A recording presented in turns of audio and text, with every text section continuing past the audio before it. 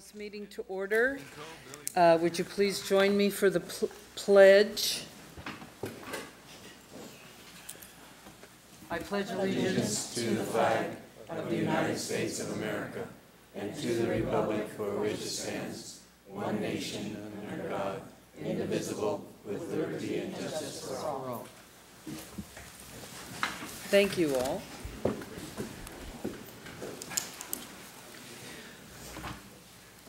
I should have asked, are we doing two pledges? Yes, we are. Okay, all right. Can we have the roll call, please? Mayor Masalavit. Here. Mayor Pro Tem Verapapa. Here. Councilmember Deaton. Here. Councilmember Sloan. Here. Councilmember Miller. Here. All present. Thank you. First item on the agenda is the city manager's report. Yes, Mayor, thank you. So as all of you know, tonight we're here for the special study session on the second part of our annual proposed budget. And what we'll start out with first is I'll turn it over to Vicki Beatley, our finance director. We'll just briefly summarize some updates following our June 2nd operating budget presentation, and then following her presentation and any further discussion from council, then I'll turn the presentation over to Michael Ho, our Deputy Public Works Director, to present to you the fleet management plan update as well as the CIP projected budget for next year. Vicki. Thank you, City Manager Ingram and Mayor, members of the council. As the City Manager indicated, I'll give a brief summary of the changes that are known at this time from the last budget study session.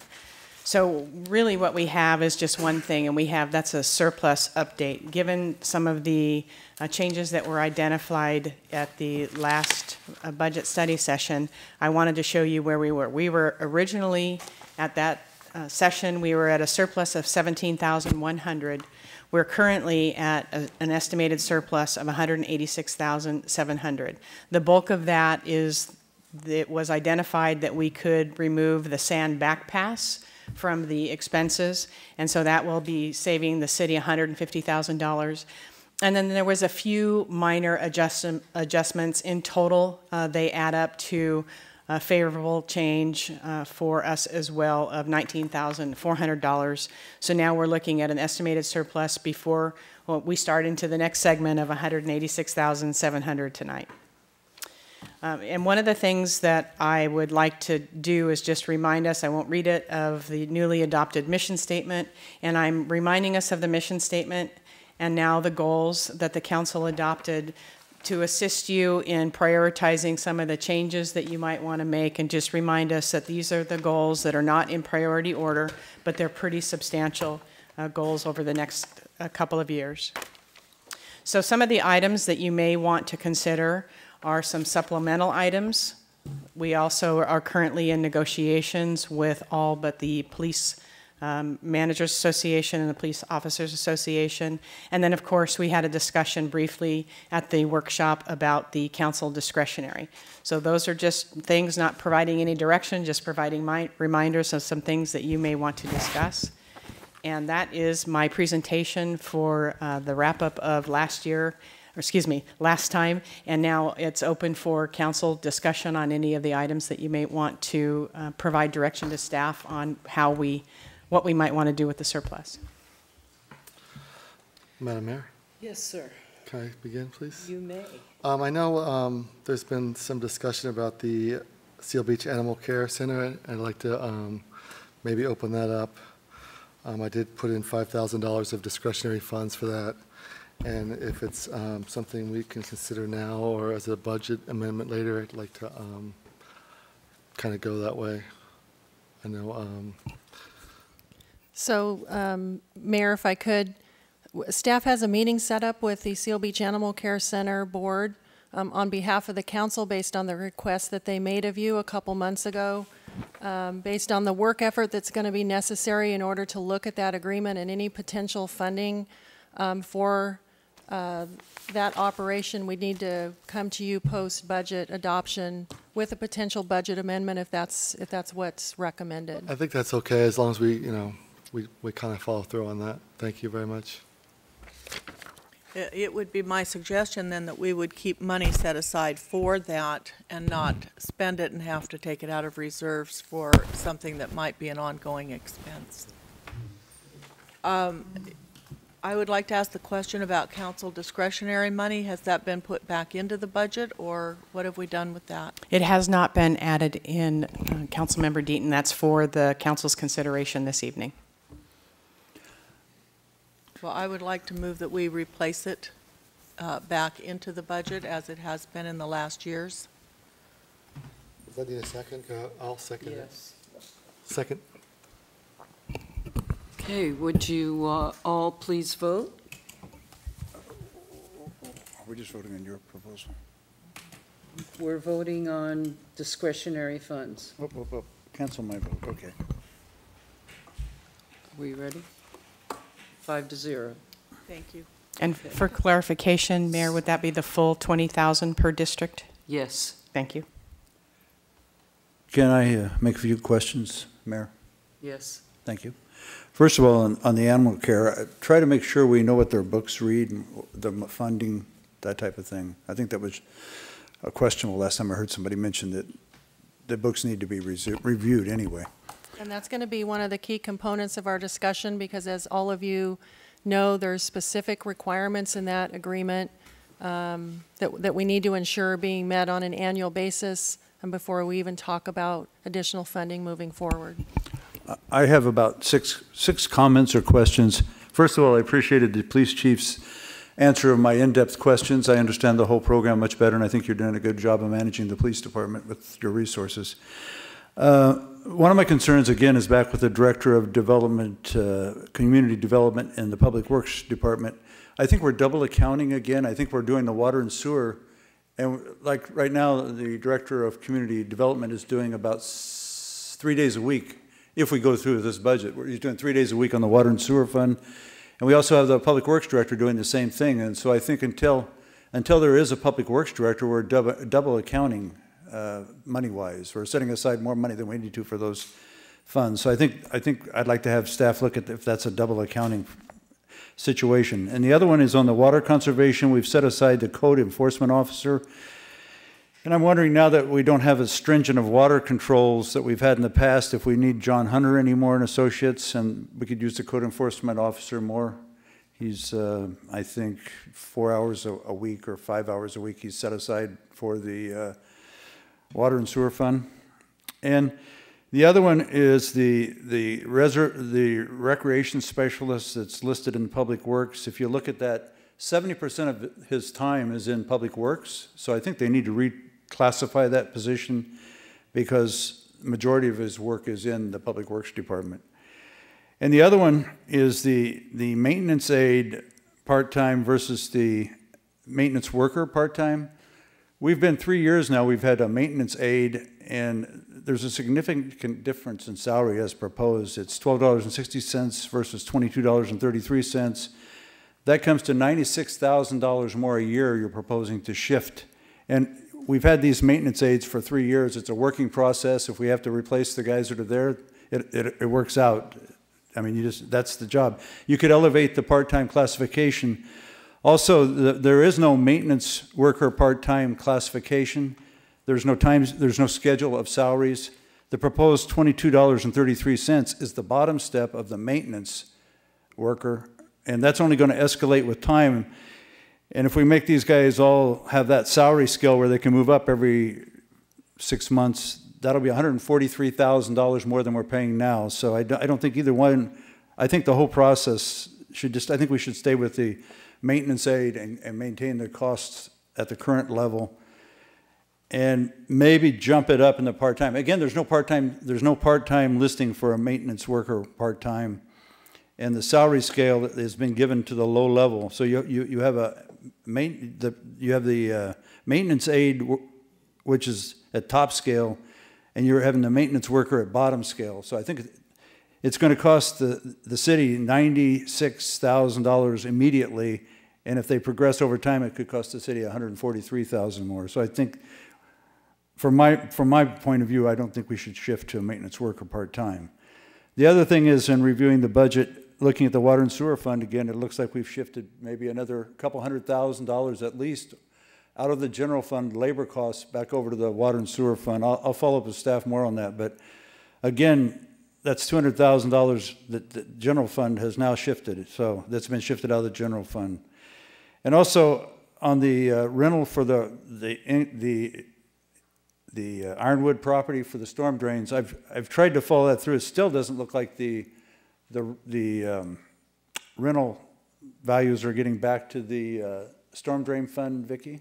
That is actually the I'm not 100% certain what you're meaning by the storm drain fund. If you are looking at the page in the document that has the assigned fund balance for storm drain, you are correct. It does not go there. However, in the general fund, there is a storm drain division.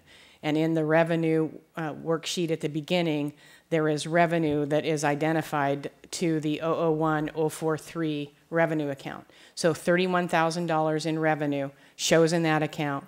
If you look in the budget document, and again, I believe the division is 001043 in Public Works, you'll see the rental contract rental costs that go there. We're paying approximately $4,000 in a year for a property manager to maintain that account. So the revenue is going into 001043, the expenses are going into 001043. There is no specific storm drain fund that those revenues would go into. So is that just going to meet the annual costs of the storm drain projects then? Correct. That's why it's identified to the same division as the storm drain, any other storm drain. How do we ever build up the money for the storm drains in the future? I mean, we've done projects. We did some down in Marina, I think. Yeah, you know, Councilmember Miller, I believe, based upon the research prior to my arrival, there was council action that set aside designated money to the storm drains, and over the years, projects have been funded from that designation, but we don't have a specific proprietary or special revenue fund for storm drains. The city has not had that, and it is not typical that there would be a separate storm drain fund unless we were charging for maintenance on the storm drains to the property owners or something along that line. So it's not typical that we would have a storm drain fund. What do we call the hotel tax? The transient occupancy tax? Yeah, isn't that supposed to be going towards storm drains? There is no specific direction for the use of that money. Is that how it was presented to the voters? That we going for something like that? Again, prior to my arrival, I'm not familiar with what was presented back when the I'll have to do some TOT research. was raised. Okay, thank you, Mayor. That's all my questions. Anyone else? I just want to comment that to the voters, it was presented that a portion of the TOT would go to storm drains.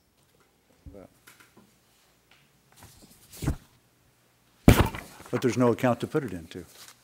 Maybe we should start. Well, I think it's because by law you didn't have to. So if that's something that, you know, we wanted to do, we could probably establish that. Right. It's a general fund revenue, so there was no specific direction to set up a special revenue fund for storm drain. And storm drain repairs would come out of general fund revenue? Out of the storm drain division in Public Works, yes. Do we have any money left over in our loan that we had from the state for storm drains? The sewer loans? Oh, that was sewer, wasn't it? Yes. Okay, never mind. That's separate. Yeah, thank God. People call them sewers, but they're really storm drains. Isn't there, to get back to the question of the salary for Public Works and the Community Development Director that's currently acting as Public Works, isn't there a salary savings in here? I mean, you know, you've got your percentages of cost centers to compensate for that salary, but isn't there also a salary savings in here? Because we're not really spending money for two people when there's only one? That is correct, Mayor. It's the Director of Public Works position that is vacant. We have it fully budgeted in the 16-17 budget, and it was budgeted also in the 15-16. But because we haven't had that position, at the end of the year, there's essentially salary savings in the Public Works Division. And by savings, I don't mean that we actually have money. I mean, we haven't spent as much as we wanted to, so we haven't paid that salary, and we'd be able to save that money into the fund balance. Mm-hmm. But what really happens is that you have a surplus of funds then, because you've set aside funds for the salary. Like, correct. Since last August and September, we've not been having a public works director or a maintenance manager. So correct. That creates a surplus of funds that either sits there or is used for something else. That's correct. And it would typically go into undesignated. Could you explain a little bit about this maintenance aid at $12 an hour and the other category at $22 an hour? They're both part-time? Yes, Mayor, and actually what I'd like to do is turn that one over to the subject matter expert on that. So Director Basham, if you could jump in here and provide some insight. Yes, good evening. Well, good afternoon, Madam Mayor, members of City Council.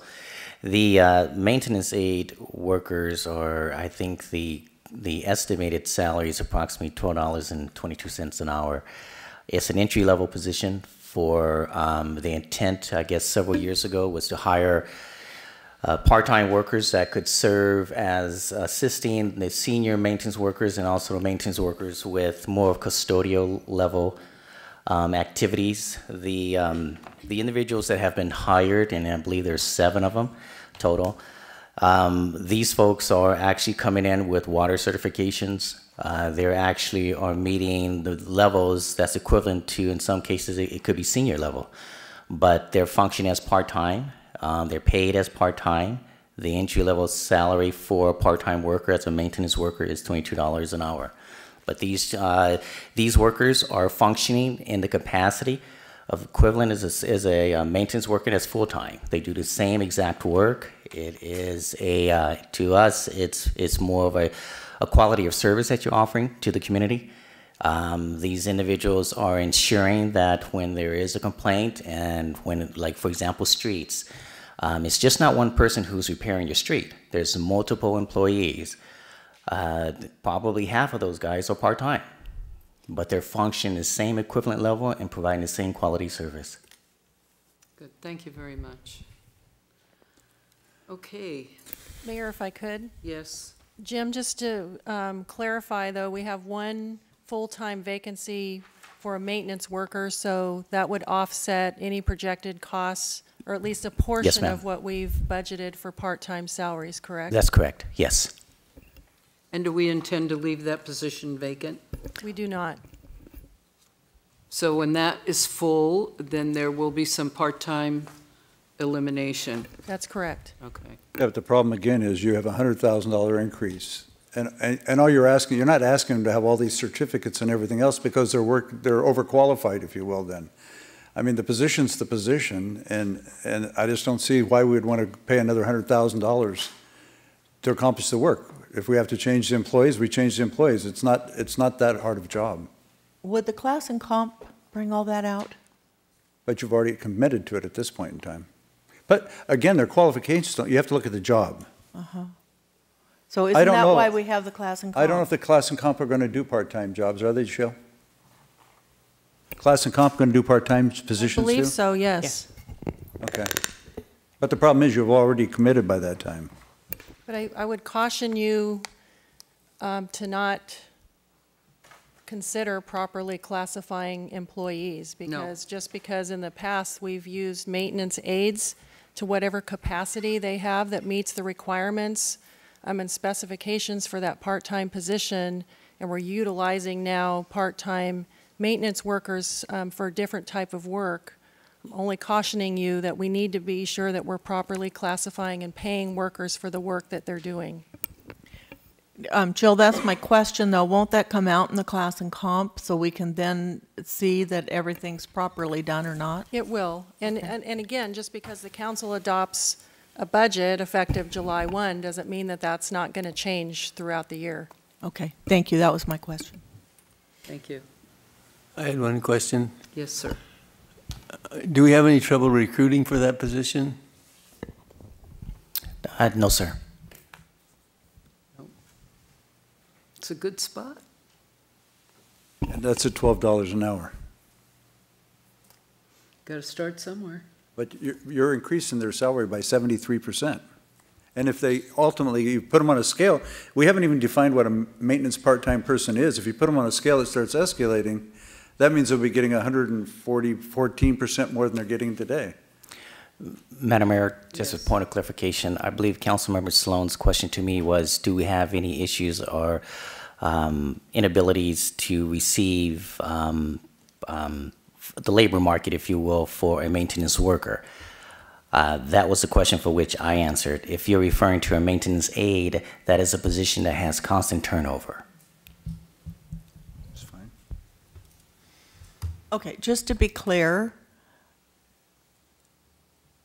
is the work identical or is the work different? The work is different.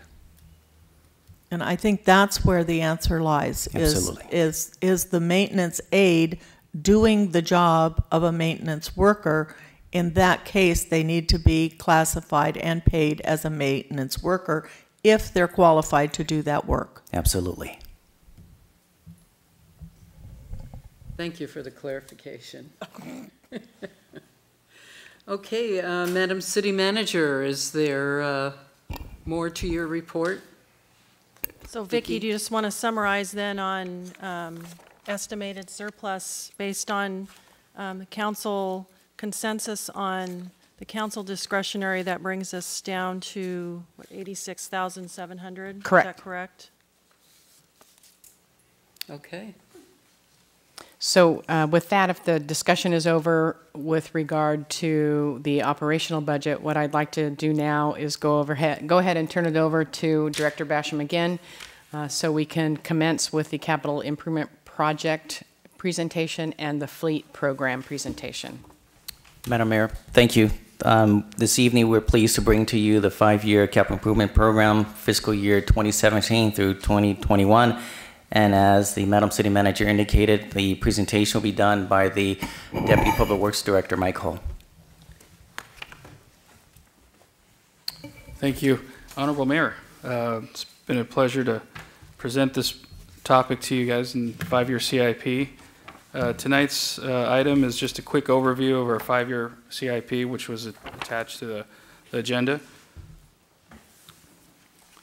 The topics tonight, we'll briefly discuss the list of accomplishments, current projects that are in the works, various funding sources that we use for CIPs, and basically go down the list of each of the CIP. So currently right now what we have is a list of accomplishments on this screen.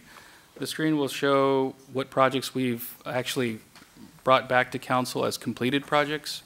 There's 2 columns. The first column is the budget amount, and the next column is the actual expenditures. And at the very bottom shows the savings per project and in a total for the entire project of these 7 or 8 projects. So briefly, really quick, with the help of all the engineers and also staff and city support, we pretty much successfully completed over $1 million worth of CIP projects, and in savings about almost $200,000. The next following projects are a list of projects that are budgeted and currently in construction, bidding, or in the design phase. So these are projects that have already been approved in the current CIP budget that are ongoing.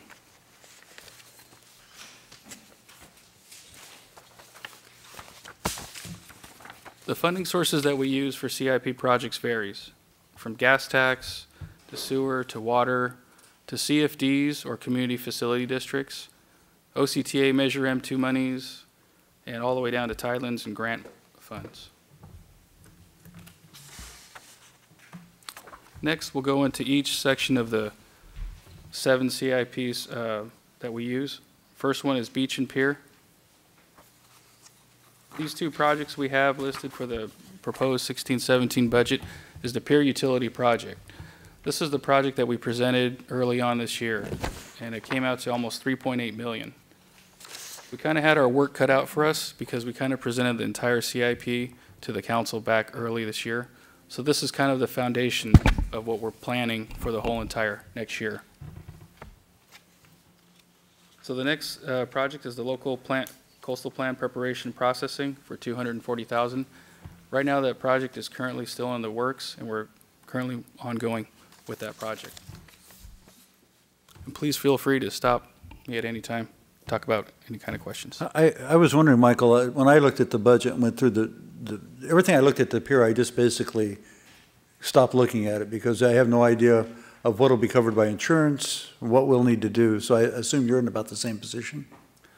Well, I think later on tonight, we're going to have a presentation that will clarify a lot of the things about the pier and the current status of that. Michael, excuse me, may I? Yes, go ahead. I think, though, the question is, so should we still look at these figures as valid, or shall we, as Gary said, just kind of put it off to the side and put it on hold? Well, I think for planning purposes and budgeting purposes, I think 3.8 is still a good placeholder for now, even though what the recent events that just happened. So I think just having 3.8 as a placeholder in our budget is a good number. Does that reflect what we agreed to back a couple months ago then? Right. Council's decision was to move forward with that option. Okay. But, excuse me, Madam Mayor, with the pier remodel being in design, is that still, a necessary option now? I mean, very much so, yeah. As far as the budget process is, looking at that and. Correct. We're still going through the environmental phase right now as part of the pier project. So we're still moving forward. My question is the local coastal plan. I understand we applied for a grant to prepare the LCP. With status, is there one? We just recently submit that application. We're asking for a competitive grant amount of 200,000.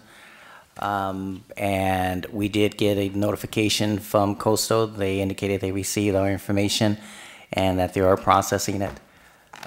So hopefully within several months that they will give us that opportunity and award us with that amount of money. That will help us a great deal. Yeah. And that certainly would offset the coastal requirements in the CIP. I'm sorry, Madam Mayor, but back to the pier. It says that, demolition's in construction right now, so I really don't understand that item, I guess. I don't understand, how it partakes in this and the pier remodels and design. Why would we do that? Maybe we're going to talk about that later, and we can address it later, but I just don't understand how that stays in, discussion why would we continue to construct it unless you got something more to discuss about it?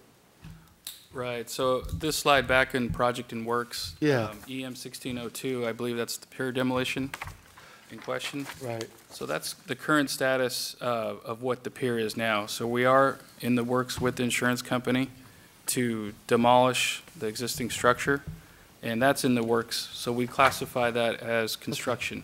But this is the emergency project only. It's not the full scope of work to complete the option that council selected back earlier this year. Okay, all right. While you're there, Pacific Coast Highway and Anderson landscape improvements, that's not in, it's still under construction, but it's not in the CIP. Correct. We anticipate this project to be wrapping up within a couple of months. So it'll be done this year? Correct. Fiscal year, okay. Well, it'll be in the next year, but it's not worth carrying it over. Well, we do have up until end of August to spend the current fiscal year's funds. Okay. Okay, continue. Okay, moving on to buildings and facilities. So this is a project for $4.8 million is a new swimming pool. Council is very aware of this project. This is basically what was presented to you guys earlier this calendar year. The next project is the City Council Chambers remodel that's currently in construction, along with the Seal Beach TV upgrade project. The citywide financial information system That's still budgeted for $190,000. And then the last project is the countywide 800 megahertz project for $58,000. A question?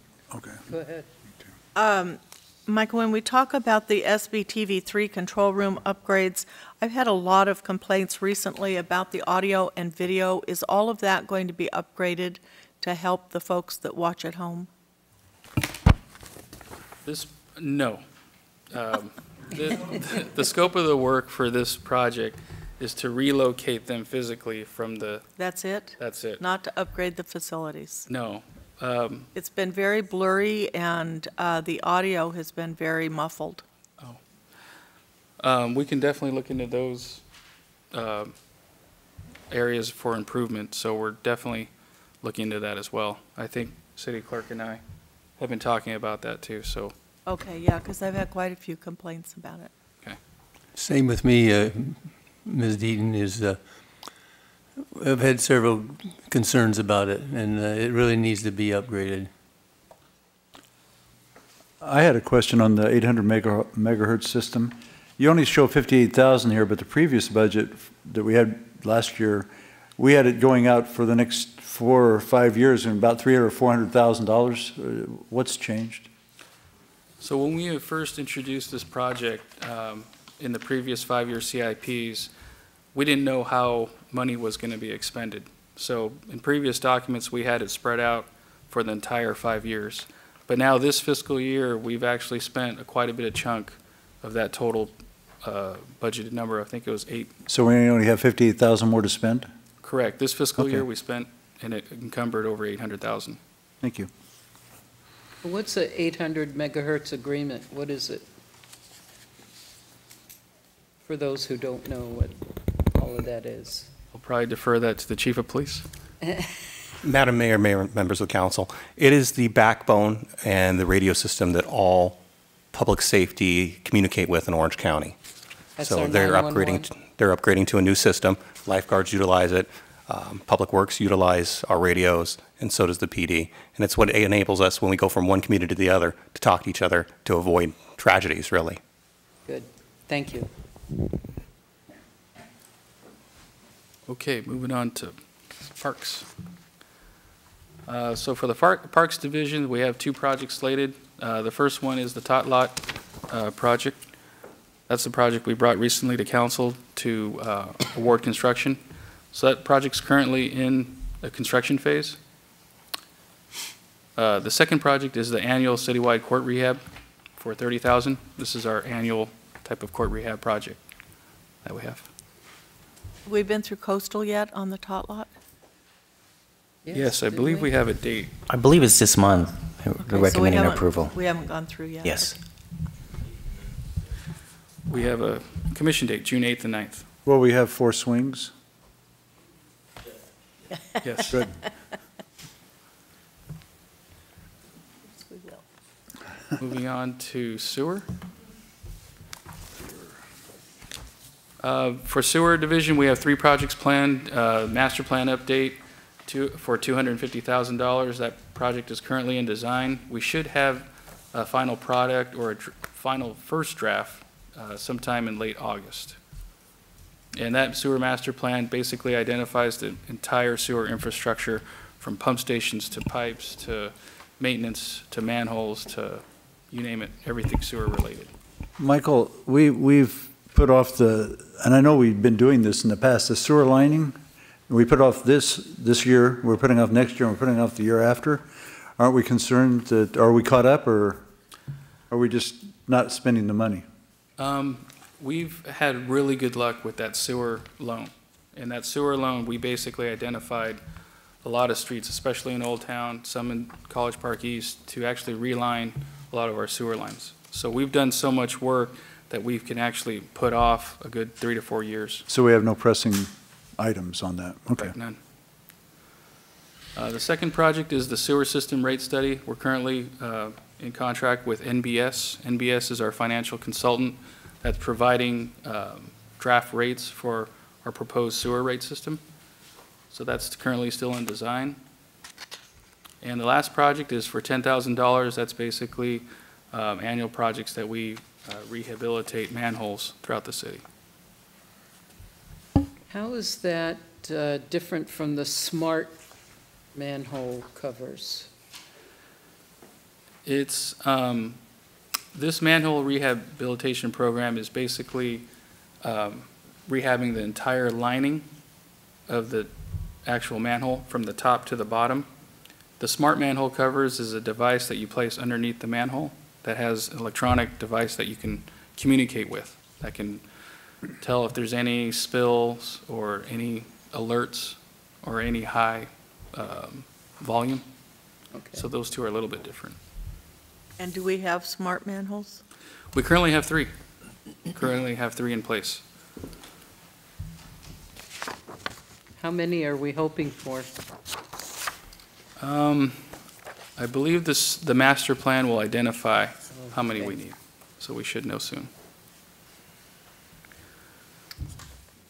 Okay, next we go into storm drains. Just one project slated for 16-17 for $125,000. That's West End Pump Station. That's our pump station on the west side of town in, I believe, the trailer park area. And basically, it's electrical improvements. The panels are shot. The panels are in need of replacement. So this is the project that's replacing those electrical improvements.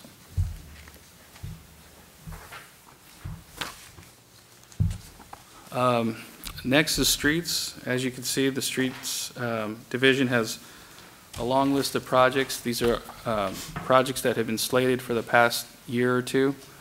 A lot of these projects tend to be maintenance, so to speak, from signage to concrete repair to slurry seal, those types of improvements. So I'd just like to point out that is $20,000 there for trees. Yes, so we do have an item here for our annual street tree planting program for $20,000. The Westminster Avenue, Westminster Street corridor traffic signal synchronization, that seems awfully high for $281,000. Where does it go from, what are the parameters of how many streets, from where to where? I'm not too sure how many streets, but the basic scope of work, we're in conjunction with Westminster, Santa Ana, and I believe Garden Grove, but it's to coordinate all of Westminster Avenue from Long Beach all the way to Santa Ana. So you'll coordinate from Westminster all the way to Long Beach, okay. Correct. So on the utility undergrounding project, what does that entail? This project's budgeted for $10,000. This is for inspection cost. So all these costs are either inspection cost or study cost or I mean, is that what they are, or actual doing repair work, or a little bit of both, everything, it seems like? Right, a lot of these projects do include construction management, inspection as well. For example, our maintenance program, which is slurry, concrete, striping, those wouldn't entail actual construction dollars. On the Westminster corridor traffic study, do you get any grant money for that? Yeah, that's, I believe the match is 80%. We got 50,000 for match, and we got 231 grant funding. Thank you. Could you repeat that so it ends up on tape? Of the 281 budgeted, 231 is grant funds. So our local match is 50,000. Thank you. And the next slide is just a continuation. So we do have budgeted over $3 million for fiscal year 16-17 in the streets division. Next, in the water division, we have a little over $11 million programmed. This is one of the high priority projects that we'd like to look at what type of funding mechanisms that we can have to fund $11 million worth of projects. So we will come back to City Council to talk about what type of funding mechanisms that we can investigate, either by a loan or a bond or some type of measure to fund 100% of these projects. You know, I'm sorry, go ahead. No. I have two questions here in this area. My biggest concern is that all these water projects about doubled in cost. Shouldn't we get like, and I can't remember, Zeke's group, what is it, AK something or other? AKM? AKM in to assess all these and give us an engineering estimate update, because we've gone so significantly. I mean, they're double. I mean, as an example, the Beverly Manor booster station has gone from 2.7 million to 5.2 million, as an example. That's just one. There's others that I could point out to you, but some of them have doubled, basically. And it seems like to me this water program, we should get an expert in to really look at these and give us our best evaluation before we go out and look for financing. Right, so before preparing these numbers that we received and putting this together, we did meet with AKM. AKM is our... Who? AKM, our AKM, infrastructure engineers that we use. And they're very familiar with our water system, and they prepared our latest water master plan. So that water master plan was completed back in 2012, and in preparing these actual numbers presented to you tonight, they've come up with these figures. Is that Zeke and them, Correct. that group? So they've updated their figures. Right. What report is that in? Just meeting with them individually about each project, because currently we have AKM on contract for several of these projects. And as part of their contract, we just asked for, updated cost updates. Okay, and my other one that you moved to the unfunded, whatever the words are, the unfunded wish list, the unfunded, unfunded needs and projects. One of my concerns is that you moved the Lamson Well Connection Project. That project was part of doing the new pump and the new well. This is the second supply line into College Park East, and it was put off because we were waiting to redo Lamson Avenue, and so I agreed to that back then, that okay, we can do that, but now you've taken it off the budget totally, and that's significant for College Park East because it's an alternate supply into our city, and it was supposed to be part of the well project, and we decided just to wait because we didn't want to mess up Lamson at the time. So I hate to see it come off because to me, once it moves to that other list, it's lost. I'd like to see that back on this list, even if it's in the future. I mean, it was supposed to be done this year, and it went from being done this year to totally off the list, and it's an important project. Right, so when we prepared the CIP, the water portion of it, as high priority, these are the projects that we selected to be the highest priority for this fiscal year. But putting it on the unfunded list, it doesn't mean that it's a very low priority, so to speak. But meeting with AKM, they did provide the same opinion as we did to place it on there for now, because with the new Lamson well site, providing water to the CPE area is perfectly fine without that secondary connection point. Yeah, as long as you have the first, this is a backup. Correct. Or it provides that redundancy Exactly. throughout. And it was originally part of the original project. It was. But in reevaluating all the CIPs for water, these are the projects close to $11 million. 11 million. These are the highest priority projects. Well, I'd like to see it back in there. I'd like to see it even if you put it out a year or two, just so it's, you're talking about now dollars. So it was supposed to be done this year. I mean, it's one thing not to have it in this year's budget, but it's another to take your CIP and take it totally out of, it's not even there in the future. And again, it was a planned project from 3 or 4 years ago that we purposely let go on. It shows you don't want to let a project go or you lose it. Well, it's on the list. No, but it's not on the list. I want it back in. I want it back in here, and I want to see a dollar amount in a certain year out in the future. It's not this year's. It was going to be this year. I don't object to having it moved out of this year. I object to not having it on the table. We can reevaluate it with AKM, that question. Yeah, I don't want to sit and judge all the other projects to that one. I just know that was supposed to be done. Okay, that's into my questions. Thank you. I have a question. Could you tell me where the 7th Street Alley Utility Rehab project is? Isn't that pretty near to getting going? It's in the bidding process right now. Okay.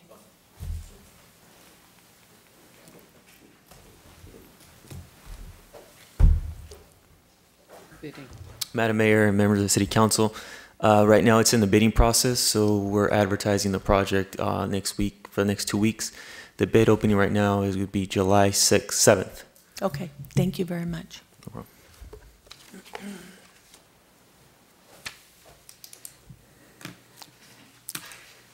Can I ask a question? What is the 405 widening water line reconfiguration? This project, we've been working closely with OCTA and Caltrans to discuss our current water lines in the 405 area. Currently, we have 2 water lines that cross the 405. And these 2 water lines is the property of the city, and the ownership is ours. So we are required to relocate based on state codes. So this fund for $750,000 is the cost, potential cost, to relocate 2 water lines. We're working with Caltrans and OCTA to get a variance to keep the water lines intact, or spend very little to no money to keep the existing water lines in place. So this money is to relocate those 2 lines. Is that as a result of the widening? Correct. As part of the 405 project? It seems to me that if another entity wants to widen and do what they need to do, that they should be helping us then do what we need to do, rather than just charging us $750,000 so they can widen. I've made that argument. OCTA is trying to depend on being Caltrans. Caltrans has provisions in their contract that if they widen the freeway, you have to, some cities have it in there that they don't have to pay for that cost. And I think you've worked through our contracts and we don't have that in our contracts. I wish we did. I've made the argument to OCTA that this is M2 money. This is not a Caltrans project. This is a people's project, if you will, an M2 project. And therefore, they shouldn't be able to lean on that. I've been meaning to take that up with our state senators, and I just haven't got around to it. But I just was telling the General Counsel today, I want to make that argument with our state senators and see if we can't move something from up Sacramento. But unfortunately, Ellery, I've been through it. I've tried. And staff's been through our old contracts. I mean, Leisure World came along in '65, right, roughly? Oh, before that, Even before? 61. Did we ever look at the November 65, November 1965 agreement? Did we find that one? I saw it in the whereases tonight. Right, it was basically, no, that's part of the freeway agreement, which is a little bit. I know, but one of the whereases said that we had a contract in 1965, or in that time, 1962, actually, I think maybe it was. And so I'm thinking, are we sure we didn't have the water covered at that, under that contract? Right, there's no document that shows that we were. Do we have that contract of 1962? Or Caltrans must have it. Caltrans has it, but we don't have a copy of it. They won't give you one? We haven't requested it. I'll request it. I'll ask OCTA. I'll try to get it, but it probably doesn't say we can have it, but other cities do. It's ironic. I mean, you know, like Westminster and Fountain Valley. We have the same problem with the West Orange County Water Board. We have no agreement. We're going to have to pay. That's the one called Water System Infrastructure Repairs, right? Is that, I guess that's what I interpreted, the $675,000 was the West Orange County Water Board line? Yes. Yeah, okay. That's a 405 freeway expansion thing Another too? one, yeah, another one. It's the group where we're with Westminster, Garden Grove, Huntington Beach, and Seal Beach, and we have to relocate That's the line. quite distressing. It is, it's really. And on top of that, we'll throw tolls in for you. We're going to be into this for $1.5 million. $1.3 million, $1.8 million, $1.8 million or whatever, because they're going to widen the freeway, and they have no responsibility. No, they'll do the sewer lines. There's something about sewer lines, they'll do that, but they won't do the water lines. Correct. All right, so noted. Yeah, there you go. Keep going.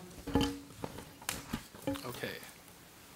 This next slide shows basically the 16-17 CIP project summary, broken down by division. So this fiscal year, our intent is to spend $24 million. Wow. Michael, can I ask you a quick question as you're summarizing, because I missed it when you were going through it, about one of the concerns is that we were going to do a backup generator for the fire station over here, and it's not even on the list now. And I remember when it was the most critical thing there was, and if we had a fire and we didn't have electricity, let's say we have an earthquake, they're going to have to go out there and manually open the doors to the fire station. So the fire keeps burning while they're getting the doors open and all that stuff. And that was a high priority that we never quite accomplished. It's almost like what I was arguing about. And now it's not even on the list. It's not even in the plan. I don't even think it's on the want list. Maybe it is. So the original project scope, I think, was about 2 to 3 years ago, and it was to provide a generator for City Hall, Fire Station 44, and also the lifeguard headquarters. So right now, we've completed the lifeguard headquarters. That project is completed. We do have an emergency backup generator that houses the entire headquarters over there. City Hall, we went into design with the fire station, and during the design portion, we discovered that we had some negative impacts based upon the design and the placement of the large generator. So as emergency purposes, the EOC is designated at the police department, and the fail-safes, the secondary EOC, is at Fire Station 48. So City Hall would not be deemed as an emergency place of location. But the fire station, we're still on go. We're still on track to provide an emergency generator over there. I don't see it in the budget. Is it in there? It's not currently in there, but we are still working to get the plan, to get the cost, to put it back. But don't you think it should be in the budget? Again, somewhere in the budget? I mean, I don't even think it's on the back list of the unfunded projects. We're currently getting a cost for that with the generator, and we believe that it's a low enough number that building maintenance funds could take care of the cost. So it's a smaller generator. So it'll be the generator for the fire station. I was wondering, Correct. I guess, what is it used for at the lifeguard station, Joe, for communications? I just wonder why we put the lifeguard station over the fire station, why the lifeguard station had priority over the fire station. Well, I think the generator that works for the lifeguard department was put in place for the sewer pump system, and we just kind of plugged into it. So it had nothing to do with us, Gary. You ran your extension cord over, huh? Exactly. Okay. All right. Well, don't you think that maybe we should have the fire station back in there? We're currently in the works of getting it. I mean, should it be back in the budget, though? We feel that, yes. Okay, you said you think it's going to be cheap enough. Yes, we think it's going to be cheap enough. Never mind, then. I just want to make sure you didn't overlook it. You want a question? Correct. Councilman Vera Papa. Madam Mayor, I just have a quick clarification. So the list of accomplishments of 2015-16 was 1.09 million, and next year we're anticipating 24.7 million. Is that, am I reading that right? What we did last year and what we're anticipating doing this year? Yes, so they're two totally different figures. So Yeah, it's quite a jump from one year to the next. well, the 24 million, it's very conceivable that we will not spend the entire 24 million. These are just projects that are planned. The healthiest portion is the water system, so that is something that we plan to come back with funding opportunities of either a bond or a loan for those projects. Thank you. I had a question on your unfunded needs and projects, but when you're done, before we quit. I think he's going to go there next. Okay. Yeah, and that leads right into the unfunded list. The unfunded list, to give a little brief background, this is a list of CIPs that we just keep a running total that's been brought up either publicly through emergencies or through some sort of public process, and that project gets carried onto this unfunded list. So we just place that project on this list with some sort of dollar figure and just keep a running total. I saw like the Mary Wilson Library roof. I thought we worked on that. I thought we made that there was a safety issue and we did it. This is the actual roof replacement. So currently the Mary Wilson Library is that Spanish tile clay type of roof. The whole roof needs to be replaced. A lot of these projects were identified in the 2010 facilities condition assessment. Did they say what's wrong with the maintenance facility building, which seems relatively new at River's End? I assume that's the one, or is that somewhere else? No, it's Beach Facility Maintenance Building. 600,000. Oh, I'd have to take a look at the 2010 document, but basically it needs to be rehabbed. It wasn't on our list last year. On the unfunded? So to generate this new unfunded list, we didn't copy over and over and over. We actually looked at the 2010 document, applied a lot of those projects into this list to keep a running total and identify clearly each project with the dollar amount. And I believe that's a tilt-up building that needs seismic retrofitting, is the reason why it's... Well, I see as an example, the one that throws me is the library and senior center improvements, and you have $3 million, almost $4 million. That's like a new building. And it's probably our newest and best of all our buildings. It does need improvements. I could take a look at the 2010 document. Can I get a copy of the 2010 document, please? Yes. Okay, thank you. We did do something to the roof. I don't remember what it was. I think it was an emergency repair, but I can't quite remember either. I remember it was a big deal, though, to move all the library stacks and everything to make way for it.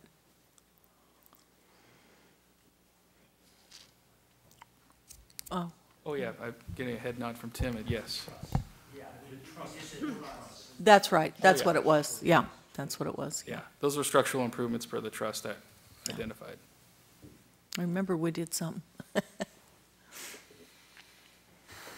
And that moves into the parks unfunded list and storm drains and a long list that totals to $148 million unfunded CIPs. I would just like to make the comment on the beach facility maintenance building, that if it needs seismic and a number of things, there have been a lot of requests to move that and make it part of the park down there, just as just to put in for, since this is an unfunded thought list, just to keep that in mind, and because that whole beach maintenance yard could be folded right into the park for people use rather than building use, so just as a thought. That's their problem. Who's their problem? I don't say the people at 17th Street won't want it, the people at Eisenhower won't want it. Well, actually, we talked about maybe being able to tuck it under the bluff, you know. It's just the beach equipment, where does it go? Under which bluff? Down there? At Eisenhower Park underneath. So I don't know, it's just a Where matter. Carl's parking lot is? Yeah. But anyway, it's not on the funded list, it's an unfunded list. I just wanted to throw the idea out, get it on the table, so that if we ever do start talking about that, at least we can start talking about that. Okay. I Thank agree. you. I agree. Okay. Never should have been put there. It's really an eyesore. It's such a beautiful part of the beach. Are you finished? And that concludes the CIP. Woo-hoo. Oh, Do we have public input? any, no, not, I was no, just asking if we're going to have that. I don't have agenda with me. no. Then we can move into the fleet. Madam Mayor, Yes? would you like to move into the fleet? Yes, I would. It's the last, public comments last. Okay. Where are we going to go now? Fleet, Oh. 2016-17 proposed fleet replacement program.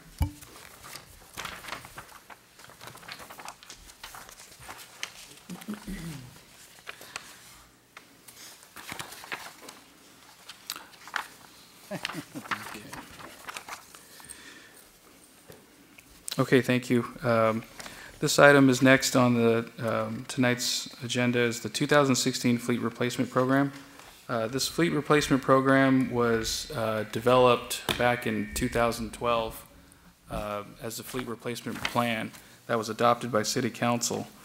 In this document, the 2012 document provided some guidelines that we'll take a look at next. And just a quick summary, since 2012, we replaced over 35 vehicles with the help of that plan. And Tonight's agenda, we'll be talking about replacing 15 vehicles. First, the 2012 guidelines. This is an explanation of how do we score a vehicle? How do we get there? What is this arbitrary number that comes up as replacement? So with this criteria that was established back in 2012, it looks at the vehicle based on the age, the miles, the hours, repair cost, everything about the vehicle comes into play of how we score each vehicle.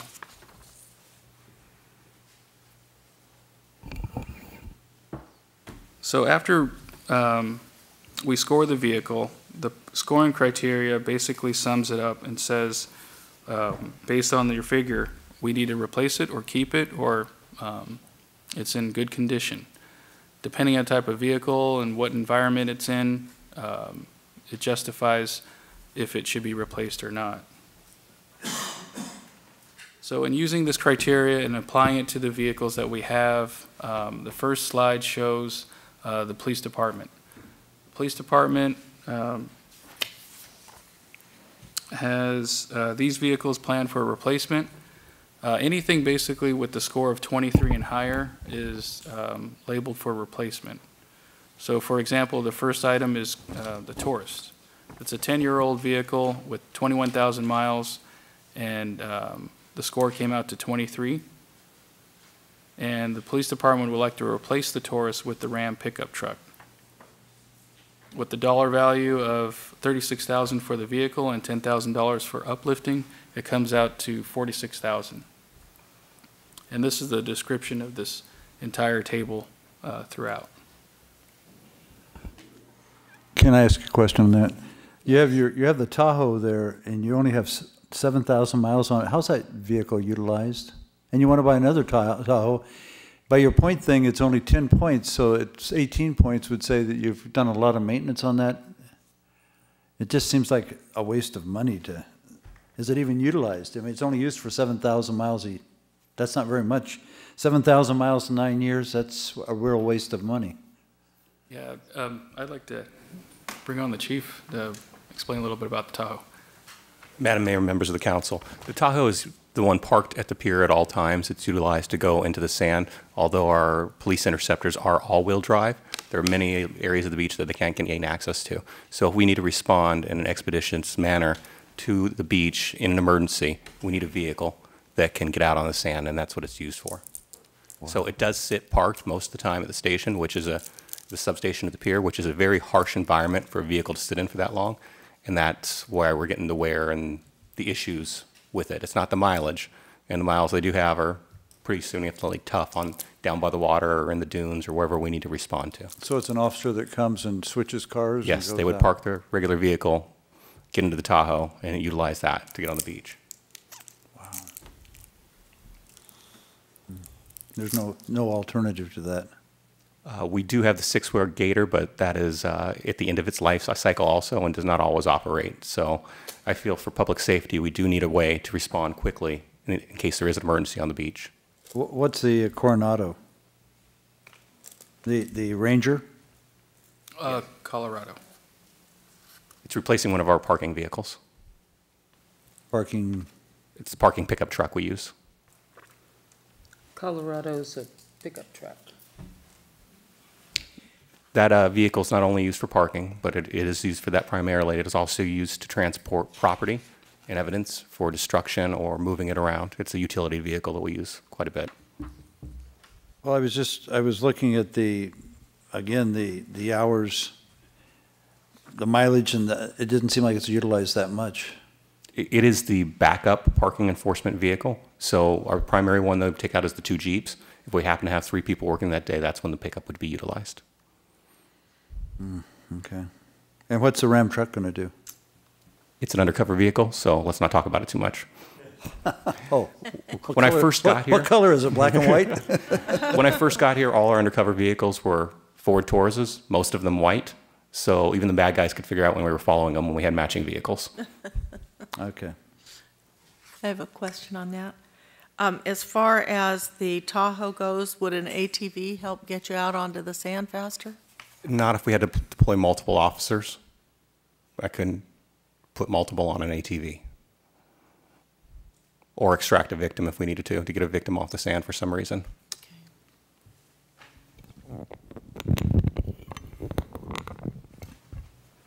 Councilmember Rivera Papa, you have a I'm good. question? I'm good, I'm just getting ready. So, I have a car with 170,000 miles on it almost. But you probably don't drive it like a policeman. No, you guys do drive fast. 0 to 60 in 1 second. Okay, we're moving on to marine safety. For marine safety, we have 4 vehicles slated this year, or the next fiscal year, to be replaced. Don't be alarmed by the sticker shock of the 500,000. That was something I think Chief Joe mentioned a little bit earlier.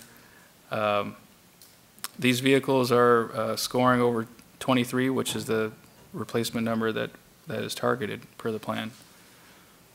Do you have the derivation of these numbers?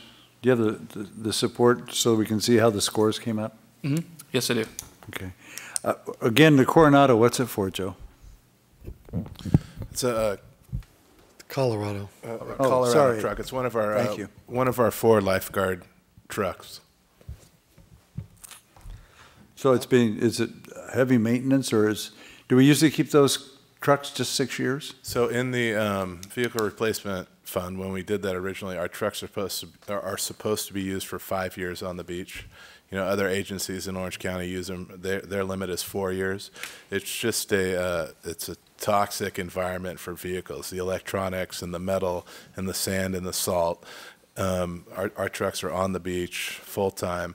So, going up and down the beach a mile at a time, I know the mileage doesn't look high, but I've always said you need to compare our vehicles to like a boat. When you look at hours on the motor, as hours sitting on the beach, hours running is extreme. So 5 years is supposed to be the maximum with our trucks. I think this one's a year late. You and the police have the advantage. We want you there. Well, it's important, not only the harsh environment on the outside of the truck, but when you think about it, lifeguards make rescues, so then they're wet and they hop back in the truck. The interior starts falling apart after about 2 years, and then, even with seat covers and everything we can do, by the time they're 5 years old, they're pretty well done.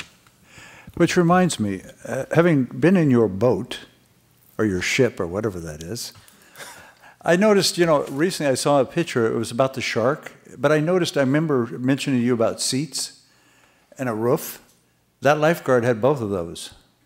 Right. In Newport Beach or wherever it was. Now, are we going to have that type? I mean, I can't see you guys standing there hour after hour.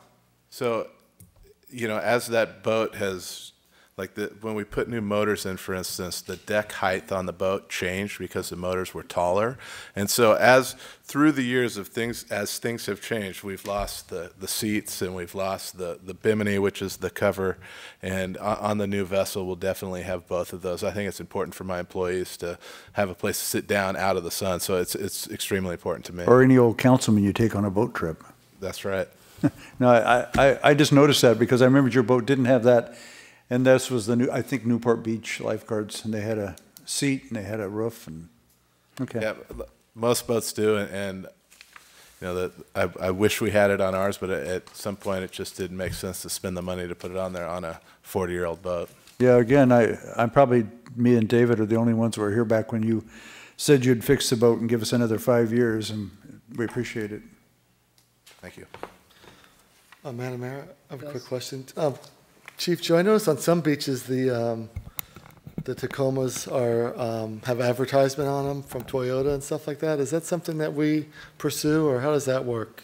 So, exactly? Quick history. In the past, we had Chevy we had an Orange County marketing coalition, and Chevy donated all the trucks to all the lifeguards, and Chevy pulled out and left everyone high and dry, needing to buy all new trucks for the whole county. Toyota stepped in. And what Toyota did is they chose, in Orange County, they chose Huntington Beach. And in LA County, they chose the county beaches. So Toyota actually donates vehicles, and that's why the advertisement's on those vehicles. So they get new vehicles every 2 years from Toyota. So we're not a part of that program, unfortunately. And I've made inquiries into what are they doing with the trucks after 2 years? Because, they have, currently we have V4, only 4-cylinder trucks. And when we hook our skis onto the back, they can not make it up the berm. So we're hoping to get a little more powerful V6 truck, and all the LA County and all the Huntington Beach trucks are V6 or V8s, and so I've made those inquiries, and I haven't had any luck with the Toyota reps.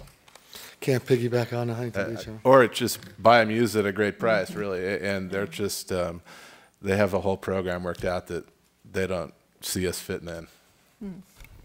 As far as the fleet replacement program, was it to replace in kind or the same type of vehicle, or was it, do we know if it's, for an upgrade, so to speak, or how was that initiated as far as the study back in 2012? Because some of these requests are just, I don't want to say better vehicles, but different types of vehicles. Yeah, the primary focus is to replace like for like. But after, several years on a certain older vehicle, the end user may have a different purpose for it. For like detectives or pursuit vehicles, they would choose a better type of. And how about vehicle. resale value on that? Is that accounted for in this price, as the vehicle price? Because I would imagine you'd be able to sell these or auction them off at a value. So is that incorporated into this total figure? No, none of the figures presented tonight show any type of surplus figure or cost of recouping. Well, I think that's something important to consider for our, budgetary purposes, to know if and how much we're getting back, if anything. And like you said, $6,000 or 6,900 miles on a Tahoe would probably get something back, I would hope. But it'd be kind of nice to know, maybe at a later date, what the auction cost is, if that's something we can get. Yeah, we could provide some sort of summary. What did we get last year would be a good question. What did we get last year? Or anything? Because we did replace a number of cars, right? We got some Kias, and because it doesn't really show what we had last year and how many cars and autos we have in the fleet. So it's kind of hard to look at the big picture. Right. What's been replaced last fiscal year and what's being replaced this fiscal year, and the total number of cars. So maybe you can come up with a figure of what was sold back last year, and just kind of let us know that. Yeah, we can present that. Thank you. Questions? Madam Mayor, members of council, may I offer a point of clarification? My staff has communicated to me that they believe the beach vehicle has approximately 70,000 miles on it, and if you'd like, I can send someone down there to check. Which one's that? The Tahoe? Tahoe, Not Really? the 6,900? approximately 70,000. So it's probably We're 60. It just says missing a 6,000 on the zero. list. I We're believe it's a just typo, missing sir. a zero. It could be a typo, yes. Mike, did you make an error? I have a question, a couple of things. When you do sell the vehicles that we have, where does that money go? In which account? It would return back to the vehicle replacement fund. Okay, so that would be part of the ongoing Cycle. replacement of that fund, okay. And how many vehicles do we have total? We are at 33 vehicles for police department. I don't have the running total right now. But I Okay. know the police department has over 30. Okay, we've replaced 35 so far. This year, we're going to do 15. That would be 50 there, right? Plus we surplus, we get rid of, typically, once we replace a vehicle, we surplus it, and it keeps the fleet number around the same where we Okay, started. so I'd like to know how many we have total. Does this fleet replacement plan sunset, or is it ongoing forever? From my understanding, it's forever. It's not a sunset program. There is a targeted plan as part of the 2012 document, but like every vehicle, it needs to be replaced. Well, at some point, every vehicle will be replaced, especially at this rate. So then we might have years that we only do one or two vehicles, maybe. Correct. Yeah, the bulk of the replacements are around this time frame, based on that 2012 study. Okay, so I guess I'm looking at this, it's a lot of money. And I guess what I was thinking is an idea would be to replace the ones that need it most right away, as soon as the fiscal year comes, and then hold off to replace the others, like say use 25 as a cutoff, until we get into the 6 months into the year and see where we are financially 6 months into the year before we replace the others. So it's just an idea. Well, I think the plan was set up with the idea, every department puts money in every year. And so the fund keeps, and you're right, some years you'll buy more, some years you'll buy less. I think it's important, maybe, Jill, that you represent that program so the council, the new council members understand it. Well, I understand it, I was here. Oh, But okay. what I'm saying is we've got a real tight budget year, and what we might do is just do it in 2 increments. Rather than going out in July and buying 15 cars, let's buy whatever falls, really immediate and hold on to that money. I'm not saying take it out of the vehicle replacement fund, but if something comes along that we need, something happens and we need something, that might give us a little cushion. It's just an idea. Well, I think we've set up the program. I think to deviate from it, we'll start having issues from deviation because the money's already there. It's been collected every year. The money's already there to buy these vehicles. And if you start, it sounds like Social Security, if you start sucking money out for other projects, No, I then the didn't program say won't to work. put it anywhere. I said just hold it, hold on to it. I don't think it serves a purpose, but that's just one person. If you're spending more money on repairs. Yeah, I and agree. That's why I maintenance, then said to it's use really the a lower false- ones, yeah. False savings. So I'm Okay. just looking for a way to have a little cushion. Yeah. Well, I mean, that brings up a good point. Is this a good time of year to buy a car? I mean, usually if you wait till the end of the year, sometimes they go down a little bit. And that's what most people do, so. Well, we get fleet rates anyway, We do, so. that's true. It says in the report also that there's 76 vehicles in In the fleet. so I don't know if that's up to date. That was back in 2012, but maybe you can update that. Yeah, we can provide an And it update. breaks it down a little bit too, so. We haven't got to community development yet in Public Works, but as for me, the police department, the fire station, and the lifeguards, they've got to be there when they've got to be there, and I think they're the most important group. Madam Mayor, I had a question. Go ahead. Do we piggyback with other agencies when we go out to bid for? Yeah, absolutely. Our first target to purchase vehicles is either by a state bid list. So we piggyback off agencies like the state, the county, and that's how we typically purchase vehicles. If it's an odd vehicle that typically aren't purchased by other agencies, then we would go based on 3 bids to 4 bids on local dealers. Yeah, for example, like say Huntington Beach ordered 4 vehicles and we ordered the same thing, then we could just tag on and we get a better rate that way. Exactly.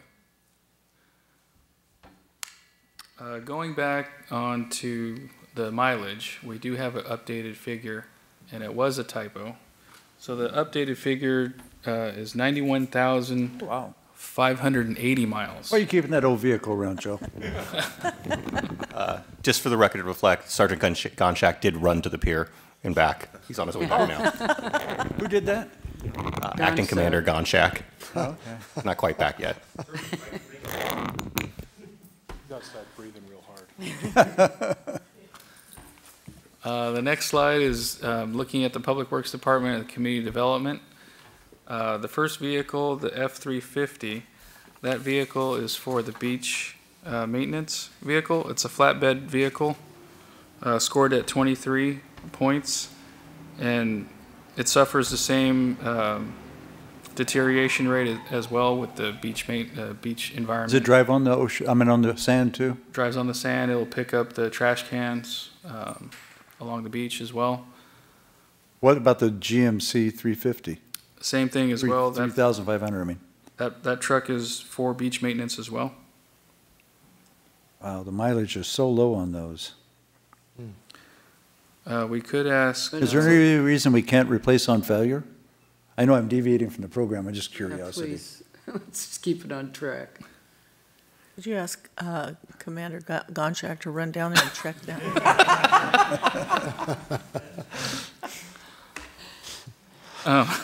It's 11 years old, it's time Yeah. to hit the graveyard. Look at the mileage.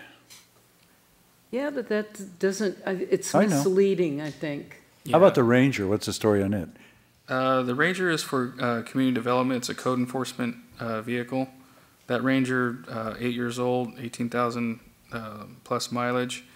We plan to replace it with the F-150. That's for code enforcement.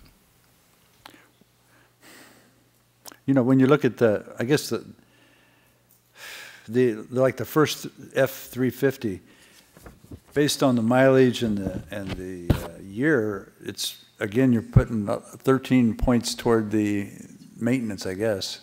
It's roughly 1 point on each one of those, I think, or 1 in 10, roughly, total of 10. And then the maintenance. You want me to ask now? We're unsure about the mileage on the GMC 3500. We wondered if you had someone that could go check that mileage, please.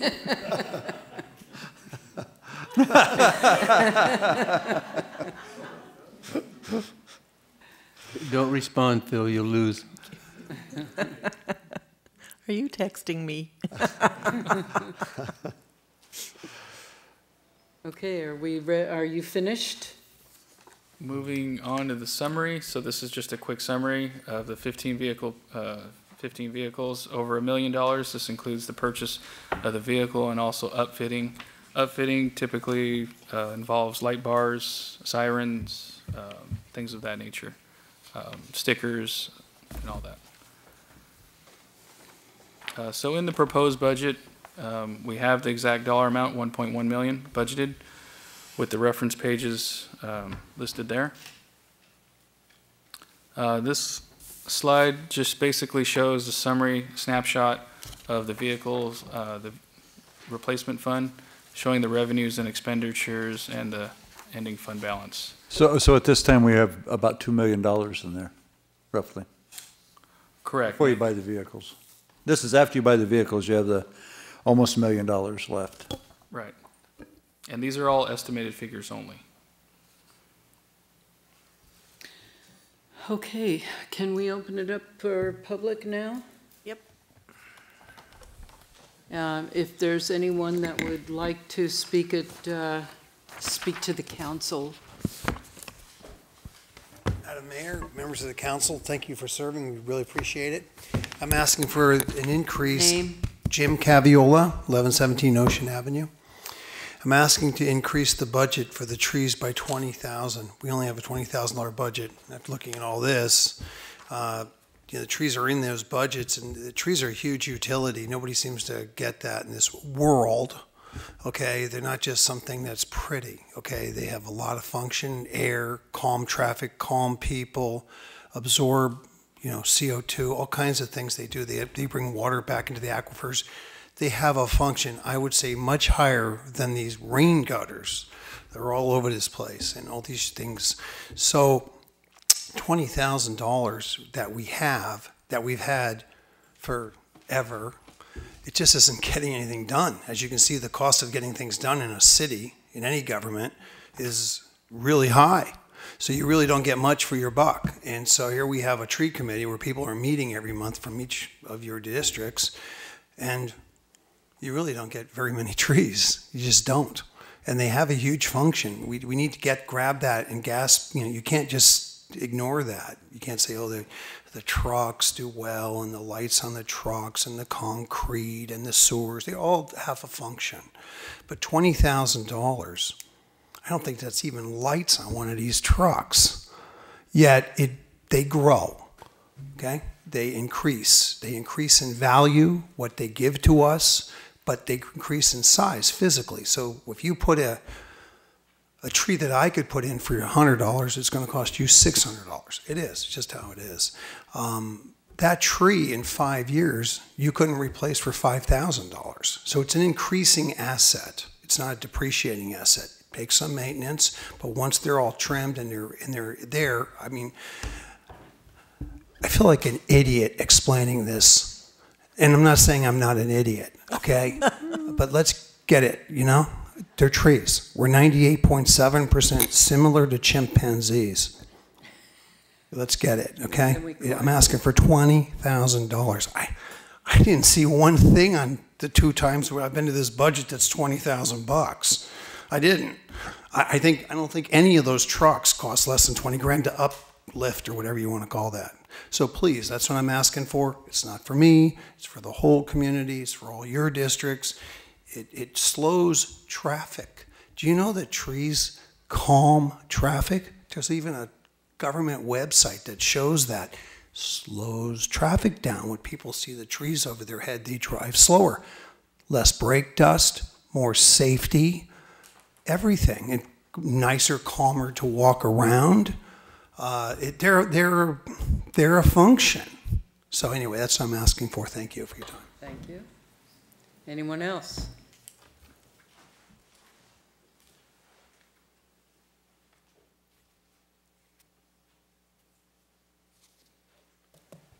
Madam Mayor, City Council, I have a list here, but I want to follow up first on Jim's mention of trees.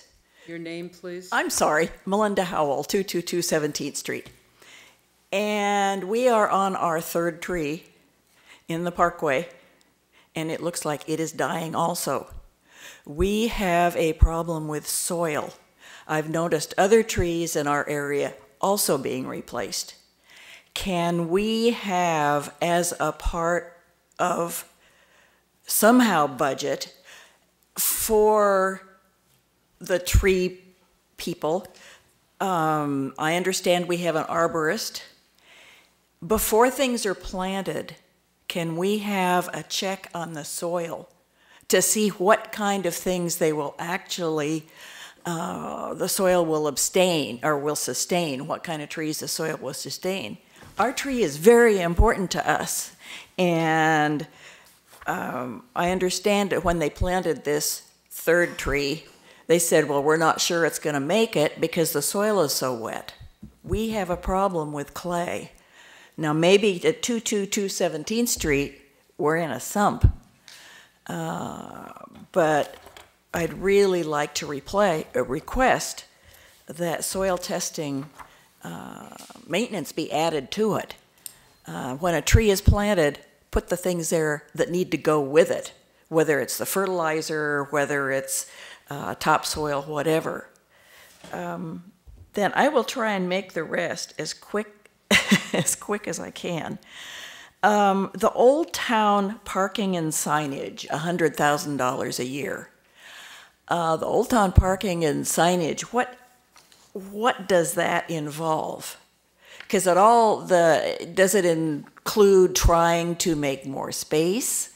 Is it upgrading the lines on the parking thing? I know we went through the big deal about handicap parking and getting that budgeted. Pool, $465,000. What is the problem with upgrading, fixing, and using the McGaw pool? We have an ocean that people do swim in. Why does this small a community need a new pool? And where will it be? Let's see. 2 minutes. Okay. The cottage.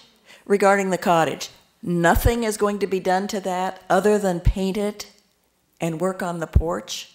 It's not going to have windows. The inside is not going to be taken care of. What's happening with the cottage? I'm going to refer you to Jim when you're done with your questions. But Okay. as far as I know, the doors and windows have been donated with the cottage and will go in. Oh, they will Am go I correct, Jim? Yes, that's correct. Okay, thank you. And it would, as I have communicated with Ellery back and forth, it would be so wonderful if we could somehow utilize the inside of that cottage. I can see kids of all ages being really eager to get into that because it's the size of a tent or to feel and see what it feels like from inside to look outside. About the vehicle replacement in the Tahoe in particular, well, when that mileage was changed, that made a difference. But are studies made about, I would assume they are, about replacing an existing car with a different model, something other than a Tahoe, or one of the SUVs in a different category? We're not just doing Tahoe after Tahoe after Tahoe. Thank you. Thank you. And thank you for all your work. Thank you. Anyone else?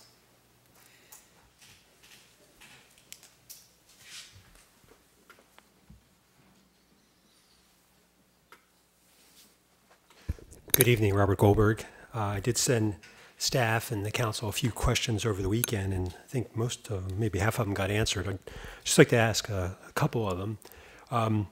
The first is, and this gets to Councilman Verapapa's point about the projected $24 million worth of projects versus the $1 million that we've done this year. That was one of my questions, and one of the things I did is I went back and looked at the accomplished projects from the last 6 years, and the amount of the dollar value of the accomplished projects, looking back, range from about $4 million to $8 million, with an average a little under $6 million per year over the last 6 years.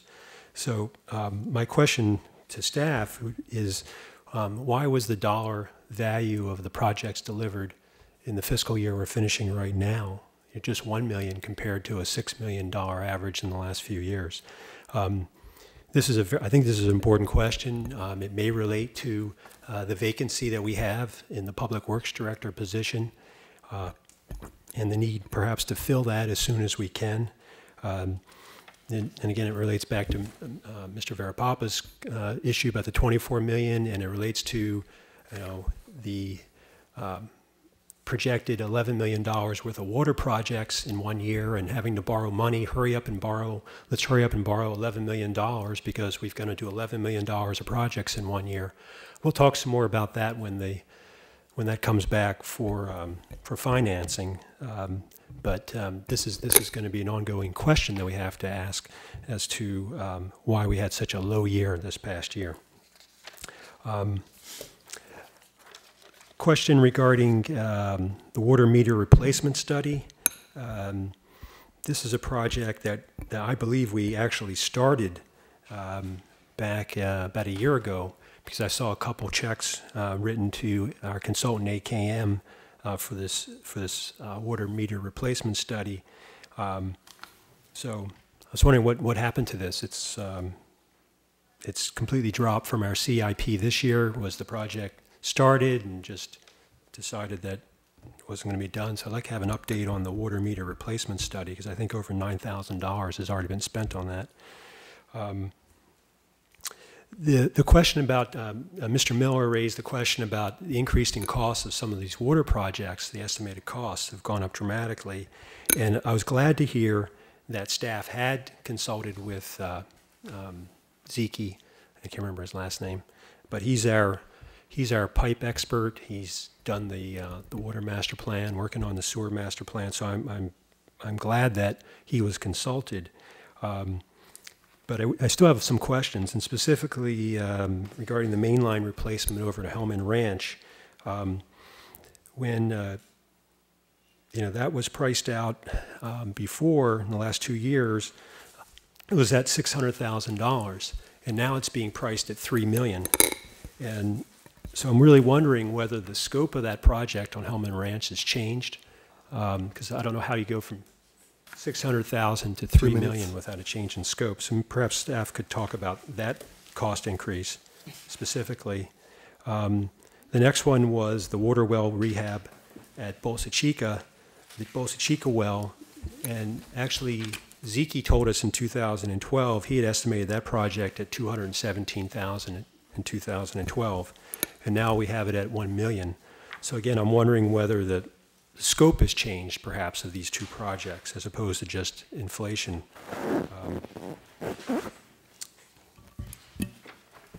And then my final question had to do with the list of unfunded projects. I don't know why McGall Pool is on the list of unfunded projects at $3.3 million, since in the funded projects we have either pool replacement or fixing McGall. So I don't know why that's on the list of unfunded projects. And then also on the unfunded list is the Anaheim Bay water system improvements. And I think that's the same project that's on our funded list. 30 seconds. So perhaps staff could clarify that that's a different project or just a duplication. Thank you very much. Thank you. Thank you. Anyone else? We're going to take a break.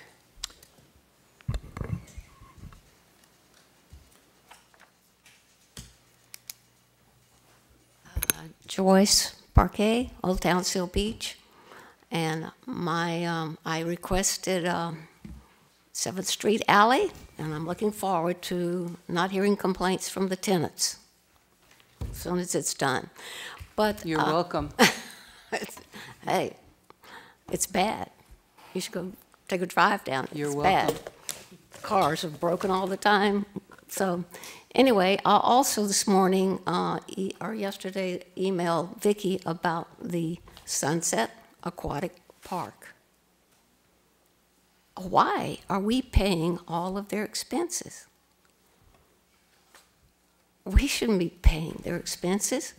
When Bohorski was here, we had to replace the sewer line, and he also requested from the city council at that time that they pay, like I pay, a utility fee for my sewer line on my property and on my water bill.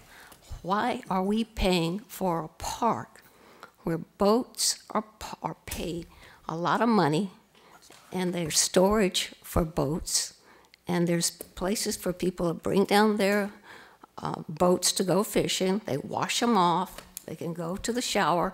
Why are we paying for that? I spoke to a man that works for Supervisor Michelle Steele, and we don't really need that park. The money goes to the supervisors. Donate the land to Huntington Beach. Let them have it. Why are we paying for their utilities? There are people living on the boats, and there should be some money collected, and whoever runs that marina needs to paying for the water and the maintenance. Whatever we pay on the sewer, we shouldn't be having to pay for that. We have other bills to pay. I don't want to pay for their boat to go out in the ocean to fish and come back and hose down. So I'd like to see why the money isn't collected. Who's supposed to be collecting the money around here? Thank you. Thank you. If there's no one else, we're going to take a break until 7 o'clock. Excuse me, Mayor, if I could? Yes. Just so I could ask our finance director just to completely summarize, because this is the final meeting to get direction from council so that we can bring you a budget on June 27th for final adoption. Okay. Vicki. Thank you very much, City Manager Ingram, and I won't take very long, but we did discuss the council discretionary. One of the items I'd like to bring us back to, however, on the supplemental requests is there has been a supplemental request given the change in the surplus regarding the addition of a new full-time lifeguard, and I would like to not have this discussion end without the council having a discussion about that and providing direction to staff. Other than that, I have everything I need. Okay, what is the pleasure of the council?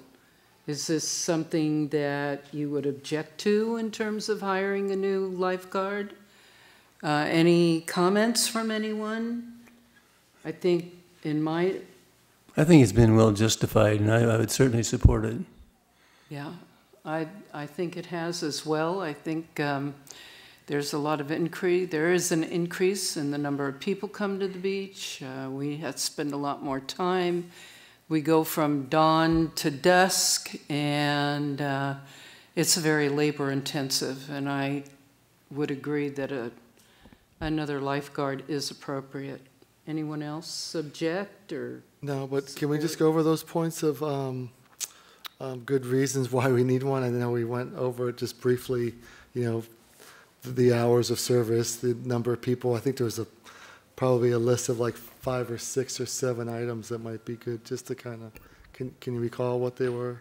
I can. What I'd like to do, though, is turn it over to our Marine Safety Chief so that he does have an opportunity to address it publicly. Just highlight the points of, the benefits and the need, so to speak, for the record, please. Yeah, Madam Mayor, City Council, thanks for the opportunity to talk about this. I have some quick notes. I could go on for probably 45 minutes about this topic, but my quick notes would be, historically, in the 80s and 90s, our Marine Safety Department has 3 full-time people and 25 part-time people. Since then, for a number of reasons I'll list real quick, we have currently 3 full-time people and 80 part-time people. So our span of control has increased threefold in the last 20 years. And there's a number of reasons why that happened.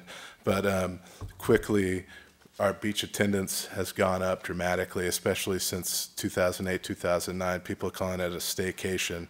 We've had rise in popularity of ocean sports, surfing, stand-up paddleboarding, windsurfing, kiteboarding.